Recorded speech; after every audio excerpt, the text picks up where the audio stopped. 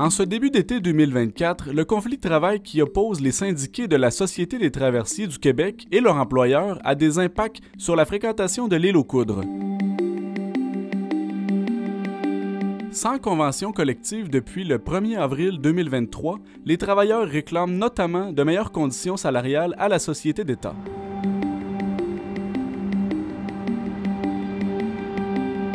Avec les journées de grève qui pourraient avoir lieu aux vacances de la construction, les commerçants craignent d'autres impacts négatifs, comme ceux connus lors du week-end de la Fête nationale du Québec. Ça a été une réaction très triste de la part des commerçants parce que, tu sais, cette fin de semaine-là, c'est la fin de semaine qui rouvre la saison. Tu sais, officiellement, entre parenthèses, parce que les locaux sont ouverts à l'année, mais c'est l'ouverture de la saison touristique. C'est le moment où les gens arrivent à l'île aux Coudres, en théorie. Et là, bien, c'est sûr que la porte s'est refermée un petit peu là, au cours de cette fin de semaine-là. Les gens tombent en vacances? Exactement. C'est la première fin de semaine de 3 jours, c'est l'été, il fait beau. Habituellement, les gens sont là. Et bien, étant donné toute la presse qui s'est mise autour aussi, bien, les gens n'ont pas été à l'appel, évidemment. Comment ça a été vécu, tout d'abord, les 2 premières journées de grève à la fête de la Saint-Jean-Baptiste ici? Bien, monsieur, ça a été une catastrophe, c'est ça. On ne peut pas dire que ça a été une ouverture sur le monde pour la saison touristique. La porte a été fermée, puis on en subit encore des conséquences aujourd'hui. Parce que la publicité qui a été faite, elle a été néfaste. Les gens ont pris peur parce que moi, me mettant à leur place, j'aurais fait comme eux. Je dis, où est-ce qu'il n'y a pas de risque d'avoir une rupture de communication, de transport? La Gaspésie, les Laurentides, on va aller ailleurs. l'Estrie, la Beauce, peu importe, mais on n'ira pas dans une région où il faut prendre un traversier pour traverser. Voilà. Donc, effectivement, à long terme, ça fait mal. Vous disiez que les quais étaient complètement vides, là, ici. Oui, exactement. Ce qu'on voyait des autres grèves, c'est qu'il y avait de l'attente. Puis, tu sais, les gens, bien, étaient tristes de ne pas pouvoir traverser. Il y avait beaucoup d'attente, des 2-3 heures d'attente. Les gens allaient se mettre en file avant. Et là, bien, au grand désarroi, le vendredi soir, 5h30, tout le monde prenait le bateau puis il restait de la place sur le bateau, ce qui est très, très, très, très rare. Pour plusieurs acteurs de l'industrie touristique, les pertes ont été considérables. Avez-vous vu vos ventes diminuer durant cette fin de semaine-là? Monsieur, je vous dirais 65 à 70 % Ça a été quoi les pertes que vous avez connues? Par rapport à l'année dernière, 70 % de réservations en moins, d'achalandage en moins. Le téléphone arrête de sonner complètement, là? Le téléphone arrête de sonner, et non seulement il arrête de sonner pour la Saint-Jean-Baptiste, mais après la Saint-Jean-Baptiste, la période de fin juin, début juillet, c'est une période stratégique parce qu'on reçoit en moyenne 30 réservations par jour pour l'été à venir, donc pour les journées de juillet, d'août, de septembre, et 70 appels par jour. Et là, on est tombé à moins de 10, 7, 8 appels. Beaucoup de gens qui se renseignent dans ce 7, 8, mais très peu qui réservent. Oui, le vendredi de la fête de la Saint-Jean, La première journée de grève. j'ai eu 87 clients dans ma journée. L'année d'avant, j'en avais eu 394. Fait que ton chiffre d'affaires, tu te compares. On vient de couper de 75 %, là. Et voilà! Pas compliqué, là. Cette situation touche également les familles des travailleurs. On fait en sorte que les employés puissent tous travailler, mais on réduit considérablement les heures de travail. On est obligé de faire ça. Donc, un serveur, une serveuse, un réceptionniste, une réceptionniste, qui font normalement 40 heures, ils vont en faire 20, ils vont en faire 22, ils vont en faire 18, ils vont en faire en fonction de l'occupation qu'on a. Donc, forcément, ils en souffrent. Parce que leur gagne-pain, c'est l'été. L'été, il est très court, c'est 4 mois, dont 2 gros mois, mais c'est 4 mois réels d'achalandage touristique. Donc, on ne peut pas se payer le luxe de perdre ça dans un si court laps de temps. Et puis, c'est de calculer aussi, dans des journées comme ça, il ne faut pas que tu aies de pertes, mais il faut que tu sois capable de faire travailler tes employés. Quand il y a moins de monde, ça prend moins de personnel, mais les employés ont besoin de travailler. Puis, ce qui m'inquiète aussi, c'est que pour la prochaine qui est annoncée, entre guillemets, bien, si c'est une semaine, on n'a pas besoin de 24 employés quand le bateau marche presque pas. Donc, eux, c'est important qu'ils travaillent pour assurer le semaine assurable en assurance chômage. Mais quand on n'a pas de personne, qui qu'on va choisir pour dire « toi, tu travailles pas, toi, tu travailles pas ». La propriétaire de la boulangerie Bouchard dénonce l'inaction des parties impliquées dans la négociation.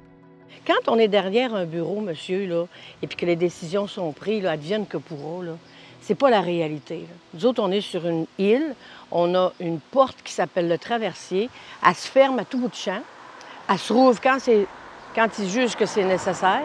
Et puis, si c'était le pont de Québec ou le pont de l'île d'Orléans, je pense que ce ne sera pas la même dynamique. Puis moi, ce que je déplore dans ça, c'est qu'il n'y a jamais personne d'imputable à rien. Il n'y a jamais personne qui est imputable à quelque chose. Moi, j'ai un commerce. Si j'ai une critique, j'ai quelque chose, je vais l'écouter et je vais prendre en considération. Mais au moment où on se parle, personne n'est imputable de rien. La société envoie ça au gouvernement, le gouvernement envoie ça à la société. Mais dans la vie, à un moment donné, on s'assoit. Puis on ne va pas juste regarder par la fenêtre. On vient sur le terrain, on s'informe, on parle, puis on voit la réalité. De nombreux intervenants se sentent pris en otage par le conflit. Pour l'industrie touristique, est-ce que c'est pas votre meilleur argument de vente, la fiabilité des transports? Bien, tu sais, 90 du temps, les traversées font bien. Ça prend 10 5 ou 2 du temps où les traversées vont pas bien et que ça sorte dans les grands médias, que là, dans la tête des gens, les traversées vont pas bien. Fait que, tu sais, on a une fiabilité de traversée. Je le dis avec une hésitation, mais là, ça semble retomber à la normale parce que là, on est rendu avec 3 traversiers à quai. Je ne sais pas si vous avez vu en arrivant. Donc, tu sais, ça semble retomber à la normale présentement. Là, c'est les conditions de travail des travailleurs qui sont en cause présentement. Mais c'est ça. Mais tu sais, avec les années, c'est sûr qu'on a perdu confiance en la STQ, là, tu sais, la Société des traversiers, parce que, tu sais, à chaque année, on se faisait dire, bon, l'année prochaine, on va être correct. L'année prochaine, vous allez être correct. L'année prochaine, vous allez être correct. Là, moi, ça fait 4 ans que je suis en poste à Tourisme Île-aux-Coudes. J'ai pas vécu une année où rien passait avec la Société des traversiers au cours de l'été. Fait que ça devient un peu essoufflant. Par contre, c'est tout le temps des sentiments partagés, hein, faut le dire, parce que c'est des collègues, c'est des amis qui revendiquent leurs droits. Donc, on se doit aussi de les supporter. Les appels à l'aide qui ont été faits dans les derniers jours, c'est vraiment plus au niveau de régler le conflit avec les hautes instances, etc., parce que on comprend la situation de grève, mais l'industrie touristique en a un peu ras-le-bol, en fait, d'avoir les conséquences. Les impacts, oui, c'est ça, les impacts que la STQ, que les grèves ont là, après toutes ces années, là.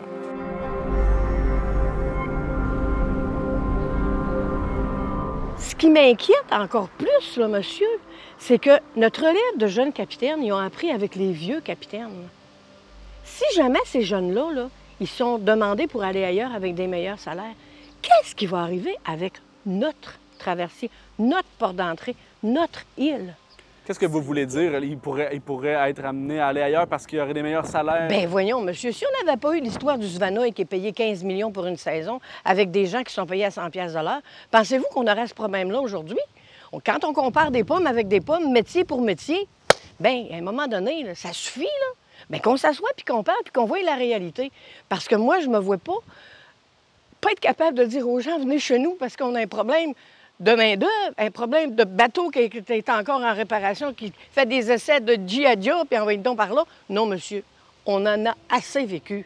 On est comme pris en otage. Puis je comprends la réalité des travailleurs, mais il faut qu'on comprenne aussi notre réalité au gouvernement puis à la STQ. Confronté au problème, le maire de l'Île-aux-Coudres, Christian Dufour, se montre rassurant. Présentement, la situation, ça va bien là, avec les lettres qu'on a envoyées au ministère et à la direction de la STQ et au président du syndicat pour relancer les négociations le plus rapidement possible. Ça a été quoi la réponse que vous avez eue? La réponse a été positive. Ils ont rajouté des dates. La prochaine était supposée être le 23 juillet. Là, ils vont en avoir une le 12 de juillet. Donc, puis peut-être probablement une autre entre les deux. Pour reprendre les négociations. Parce que là, la situation qu'on a vécue à la Saint-Jean-Baptiste, là, il ne faut pas que ça arrive durant la construction.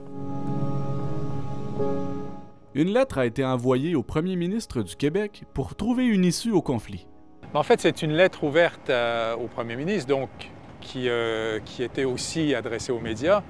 Le but de la lettre, c'était de lui faire comprendre que l'île aux Coudres, on a vécu beaucoup de problèmes avec la fiabilité des traversiers durant les dernières années, avec cette grève qui est arrivée à la Saint-Jean-Baptiste et qui nous a fait mal, et l'annonce d'un potentiel de grève pour la première semaine de la construction.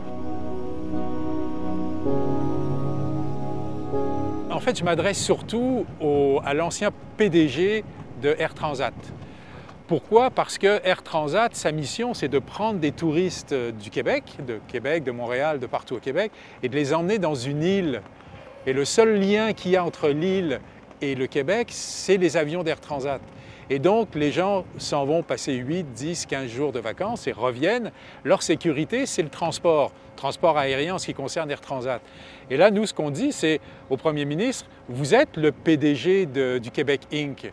Vous êtes donc le grand superviseur de la Société des traversiers du Québec. Donc, vous avez la responsabilité de faire en sorte que le Conseil du Trésor négocie avec le syndicat. On ne prend pas parti pour qui a raison, qui a tort et de combien devraient être les augmentations ou pas.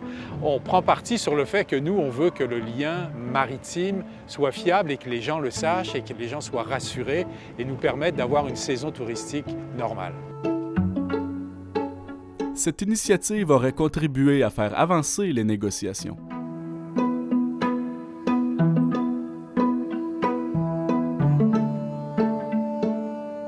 La présidente du Conseil du Trésor a annoncé que le dialogue n'avait jamais été rompu, tant mieux si c'est le cas, mais que des journées de négociations supplémentaires, je pense, avaient été ajoutées avant le congé de la construction.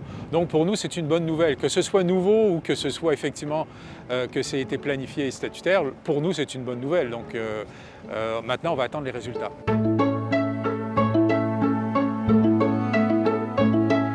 Les acteurs rencontrés ont des appréhensions quant aux éventuelles journées de grève. C'est sûr que les commerçants ont des craintes, là, des grandes craintes, parce que ce qu'on a vu à la Saint-Jean-Baptiste peut se répéter dans ces 6 jours-là qui sont vraiment majeurs dans les revenus touristiques. Ça augure que les gens ont une mauvaise impression et ont une mauvaise publicité. Quand est-ce que la STQ va faire une belle publicité de dire, bien, nos bateaux sont ouverts, allez-y à pleine porte ouverte? Sarah Renaud-Serré, une résidente de la Malbaie qui travaille à l'île aux Coudres, témoigne de sa réalité de transport. Comment vous entrevoyez la grève potentielle qui pourrait avoir lieu durant la première semaine de la construction? Je pense que ça va quand même continuer à aller et venir. C'est jamais coupé à 100 %. Moi, j'ai jamais eu ce sentiment-là. Ça fait 5 ans que j'habite dans Charlevoix. J'ai jamais eu peur de me rendre à l'île par peur de ne pas revenir. C'est très tranquille, j'ai pas de stress par rapport à ça. Qu'est-ce que vous diriez aux gens qui voudraient venir visiter l'île? Bien, venez, puis profitez, puis si au pire des pires, on peut plus revenir sur le continent, il n'y a pas meilleure place qu'ici pour rester. De toute façon, une petite soirée. Les commerçants souhaitent lancer un message aux gens de l'extérieur qui aimeraient venir à l'île aux Coudres durant les prochaines semaines. L'île, c'est une terre d'accueil, mesdames, messieurs. Venez faire un tour. En dépit de tout, prenez du temps. Venez nous voir, on est accueillants. Puis, elle est belle tout le tour. Le conflit de travail opposant les officiers de la Société des traversiers du Québec et leur employeur affecte présentement 5 traverses au Québec, dont 2 sont situées en Charlevoix.